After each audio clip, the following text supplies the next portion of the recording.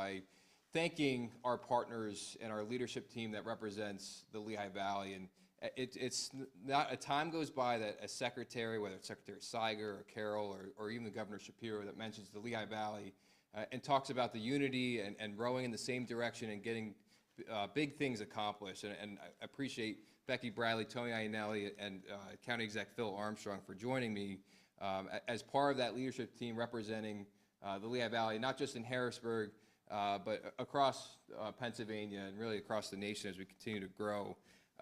Today's a very exciting day in terms of transportation and our region as a whole. I'm excited to announce a $400,000 investment to move our transportation study into the second phase for rail, passenger rail and transportation. Front and center of that is the Lehigh Valley. Really looking forward to going from broad concepts into real analysis for who's going to potentially operate, where these lines will run, and working with freight liners and tracks as well. Really laying the foundation for the system and understanding it's not just about going to New York or Philadelphia or Reading. What does it look like, that main line within the Lehigh Valley in our region to move folks from Allentown to Bethlehem and Easton? So I've got some really good partners. I'm going to pass over to Becky Bradley, the Executive Director of the Lehigh Valley Planning Commission, to talk a little bit more about the details as we move forward. So without further ado, Becky. Thank you.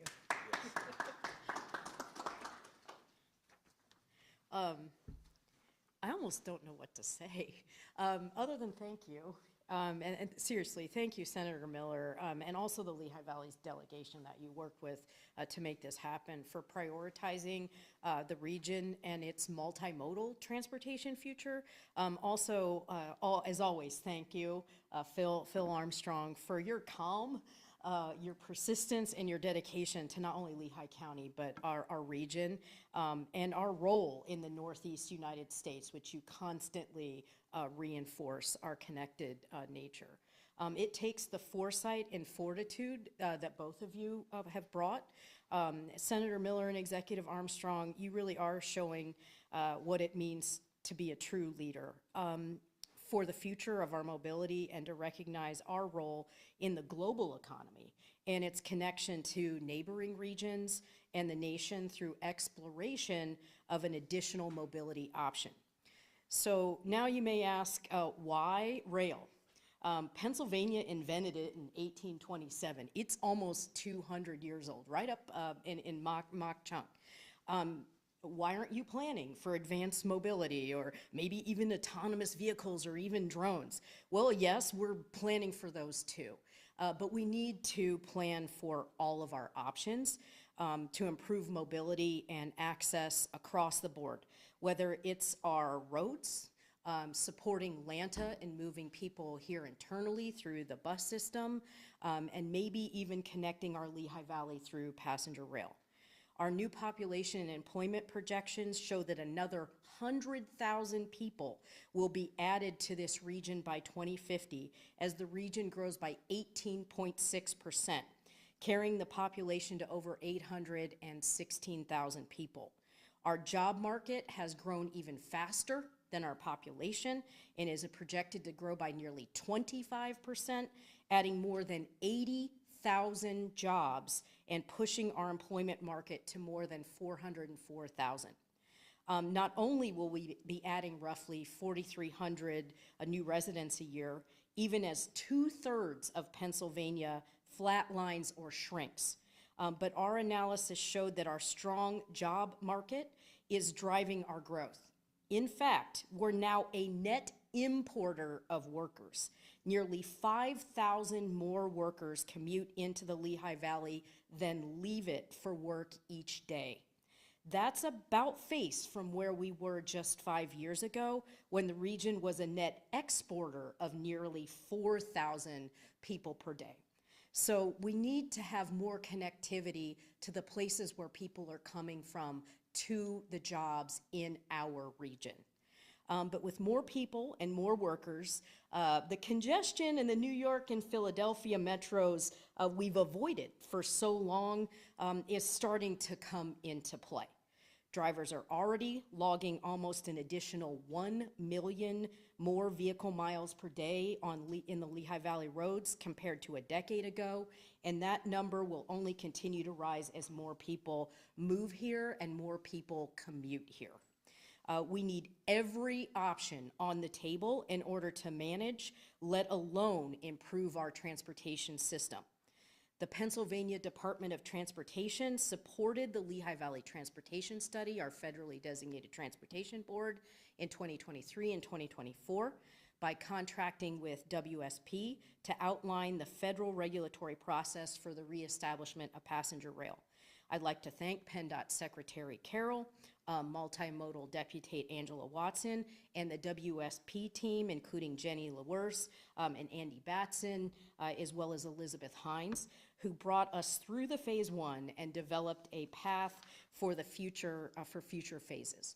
Their report, the Lehigh Valley Passenger Rail Analysis, was accepted by the Lehigh Valley Transportation Study in March 2024 and is available at our website on lvpc.org in the transportation section. So upon that report's adoption, we immediately began to approach anyone and everyone to try to raise the potential funding that we would need for this phase 2. The critical investment by the Commonwealth and Lehigh County allows LVTS to move forward with this critical initiative. It's expected that these investments will enable us to do a couple of things: identify an operator for the passenger rail system, determine a partner market in accordance with federal statute. So we'll be exploring the connection to North Jersey, the Philadelphia Metro, and even Reading. We'll have to assess the technical feasibility of the new proposed market to and from the Lehigh Valley and begin to set goals and objectives and develop evaluation criteria for the system. Also, we have to begin a formal coordination process with the Federal Rail Administration and establish formal LVTS project management structure. So the LVTS Coordinating Committee chair, he'll be chair here for the next 2 weeks or so, Rick Mulchaney from Lehigh County, who was unable to join us today, provided the following remarks. The LVTS is solidly behind the Lehigh Valley Passenger Rail Study, and I have, and the LVTS continues to provide guidance and support to continue the study as the federally designated metropolitan planning organization.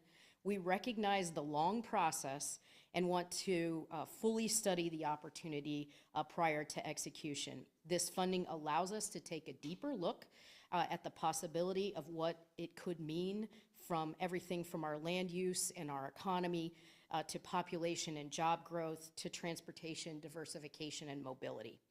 I'd like to thank Rick for his leadership at the LVTS over the last 2 years and appreciate his support and advocacy for this project along the way. We look forward to rolling up our sleeves along with Lehigh County and the Commonwealth to work together with our incoming county executives, Josh Siegel, thank you for joining us today, and Tara Zarinsky, who also, she couldn't be here today, but she appreciates this as well. As soon as the funding agreements for this phase 2 are executed with our partners, we'll get ready to get going. So thank you again. Thank you, Becky, and really do want to emphasize that those partners at PennDOT as well, Chris Krufro as well, our regional director, really phenomenal partners. Next, we have Tony Iannelli, the president and CEO of the Greater Lehigh Valley Chamber of Commerce, to talk about the impact, and as you know, for a successful economy here locally, free flow of labor is crucial for that, and so without further ado, Tony Iannelli. Thank you. That was a weak applause, but okay, I'm going to go with it. Anyway, you know, when I talked with Nick yesterday and this morning, I was thinking about the valley and how we've evolved, and even coming up the elevator. I think we used to be, when I first got here, we were all about pulling ourselves out of this post-industrial revolution and becoming something. And now we've become more than I ever dreamed, and now we can dream even more. So this is really about a dream, and I do want to say, Nick, you're absolutely amazing, and I love this partnership. When I found out that that Nick, of course, pursued the dollars to do this and what this will mean, and then Phil jumping in, and Phil, kind of like your parting gift. So I do want to thank you, Phil, for your time. I know you've loved every minute of it, and I think Josh will be better, but I do think, oh, I love Phil. But no, I think, No argument. I do know how much you love this community, Phil, and I know how important. So that's the partnership. And then handing this off to Becky, who's done an amazing job. I guess it's just an example of the competency that we have. So I do want to close by saying we become dreamers, and we're allowed to dream because so many of our dreams are coming true.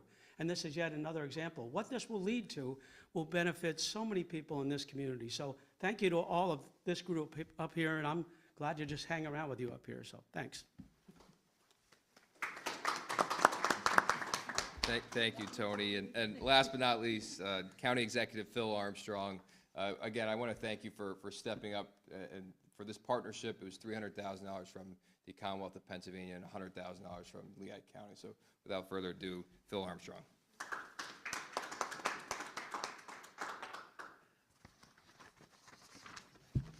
I brought the check. It's a real check, and it's not one of those 5x10s. It's a very real check. Wow. Yes, we moved mountains. Can I hug you? Yeah. Well, and I think Mr. Iannelli really said it best. We are dreamers. And a couple of years ago, the Board of Commissioners for Lehigh County said, we definitely have to look to the future. And what are we doing to get us there? And this rail study became a very, very important thing. And at that time, we committed. Then we were hoping for partnerships with another county, and it didn't work out. But we never gave up the dream. And I think Mr. Iannelli is absolutely correct. We have a partnership where we work together in the Lehigh Valley. And I know Governor Shapiro says we get stuff done. He sometimes, not a direct quote. Yeah, that's not a direct quote. But we in the Lehigh Valley do get stuff done. And the thing is, we never gave up on what could the future be. And yes, I probably won't be around to ride a train from Allentown but you know what? If we don't do something now, we won't get there. So it became very, very clear to us. And when Senator Miller called me, and we got on the phone, and then we called, and he called, and we called some other people, and we got it done. And I have to say, I'm really proud, because this is another one of the things that I know my board, I know the future county executive, we're all on board for this, because this is the future. And if you don't do it now, our future wouldn't be what we want it to be. And we're dreaming about expansion, about being one of the best places to live. I actually had the privilege of being in the White House yesterday, talking about this area and how we're growing and how maybe we could get some help. And it was a very, very productive day. And I'm so proud when I go out to these things that I can talk about how we partnership, how we work together, how we don't call anybody a political party. We call them, what do we need to get done? Let's do it. So I think we've done it. We've got the actual check, and within 24 hours, things can happen. So again, so much thanks to our partners. Mick Miller, who, by the way, what a fantastic job he's doing for this area out in Harrisburg. We can't be more grateful for what you have done. Becky Bradley, on the national level, is recognized so well for what she accomplishes back here. And just to be proud of this, the best chamber of commerce in the United States, we put them all together. Owen, my gosh, what a job you're doing. So again, we work together, we get stuff done. And thank you very, very much, everybody. Appreciate it. Notice I had a real check, too. There you go. We'll get there. All right, well, again, thank you, Phil. I appreciate you. And the future is very bright in the Lehigh Valley. We know the quality of life, and as we've seen consistent growth over the last couple of decades, the transportation and infrastructure to match that has kind of picked up recently in terms of the investment. It's because of leaders at the Lehigh Valley Planning Commission, led by Becky Bradley, that we're getting that done. Leaders in both counties, Lehigh and Northampton County, are making investments. When we think about as a region the transportation investments that we need, we continue to talk about in Harrisburg a transportation package that my caucus is supportive of, the Senate Democratic Caucus, investing in both mass transit and roads and bridges. It's a balanced approach that our entire region needs, whether it's investments in downtown Allentown to northern Northampton. We really have a lot of good momentum there, and we're going to continue fighting for that as well. So with that, I want to wrap up. This phase 2 represents an exciting moment in the Lehigh Valley. We're going to continue to be strategic about that. This process, there's been a lot of community engagement, and will continue to be, and I look forward to the future with County-elect Josh Siegel and Tara Zarinsky in Lehigh and Northampton counties. It's working together with Becky Bradley and Tony as we continue to move the region forward. So with that, we'll open up to any questions from the press. This whole trail we're on to get rail back, you see the fold-out thing in the book we got on this. Yeah. How, there's 12, 14 steps on this. How important is this step compared to all the other steps involved in this? Yeah, this is a crucial step. It goes from the broad kind of landscape view to real analysis of who's actually going to operate it. And Becky, if you want to just talk about the critical steps we have to take. We can't skip any steps when it comes to this, and even really going after federal funding as well. This is a very crucial step. Becky, if you want to add anything else to that. Yeah, no, Senator Miller and Executive Armstrong are absolutely correct. There is a federal process. You can't jump ahead in any of those steps, and you have to follow it. Every passenger rail system in the country has to follow that same process. And by the way, the Federal Rail Administration released a revised process yesterday. I looked at it. It'll be okay. It's actually good for this because it recognizes the need to have a phased approach. So at the end of the day, we have to do this step 2. We have to determine what is the preferred route, figure out, again, who can operate it, understand what the land use implications are too. That's part of it, as well as environmental implications, before you can move to the next step. We need to coordinate with our transit agency or connecting transit agencies, whether that would be SEPTA or New Jersey Transit, for example, in picking the preferred route. So we've got a lot of work to do, but we could never, ever build it unless we do this. Any other follow-up questions? Yep. Yeah, and this one for Becky. I was listening in on the LVTS meeting yesterday. Yeah. Heard you guys are also involved with the Scranton to New York line, or at least have some involvement with that. And Yes, we are. Doesn't like the line go right through the northern end of Northampton County, which is the reason for that. But what can you talk about your involvement with the Scranton line? Oh, yes. And again, it's part of the federal process Yeah, for and they're their going through their own initiative. process, They are, but it requires any region that you touch, Right. it requires coordination. And that's a federal regulation. So we are on their advisory committee, as are every other region that touches where that new rail line's going to go through. So we have a seat at the table. Our first meeting that we had with them last week, it's all managed by PennDOT's multimodal office. Angela Watson, they're the multimodal deputate. And so we listened and found out where they were in their process and other things. So it also provides us an opportunity, quite frankly, to learn from what they're going through, because they're a step or two ahead of us at this point, and that what we'll need to do to move forward as well. What's the optimistic timeline for getting through this entire process? Yeah, go ahead.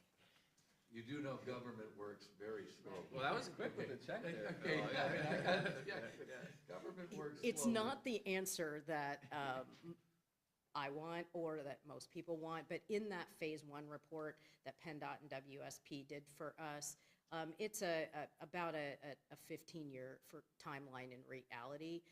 However, things change very quickly, as we all know. So maybe we can accelerate that some. We definitely don't want to lengthen it. So we're going to do everything we can to make it move as quickly as possible. questions? I'm hoping Go to ahead. ride that train, so it better 50 be, you know. Tony and I want to pull the whistle. There you go. You know, actually, this morning I was in the old train station at American Parkway and Hamilton Street. The renovation just started this past week, and I'm really excited to get that, make sure that structure was saved and kind of renovated. Yeah. All right, any other questions? Okay, thank you, everybody, for joining us. Thank you, Thank you. thank you.